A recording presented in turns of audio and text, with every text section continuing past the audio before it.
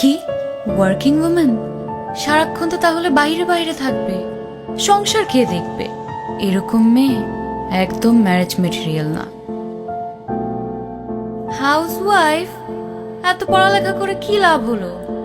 একটা online business তো করতে পারে, স্বামীর একটু খরচ কমতো।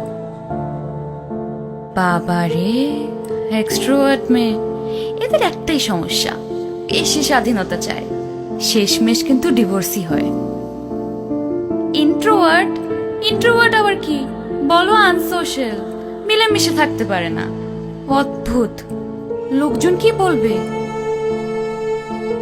মেয়ে তো দেখি সাজগোজ করতে পছন্দ করে, ভালো, তবে হাই মেনটেনেন্স। সব টাকা নিশ্চয়ই পার্লারের পিছনেই উড়ায়। একদমই প্রেজেন্টেবল না, নিজেকে একটু মেনটেনও করে না। এরকম মেয়েকে কে পছন্দ করবে বলেন? এই যুগে এত সিম্পল হলে চলে? পারফেক্ট মেয়ে খুঁজছেন?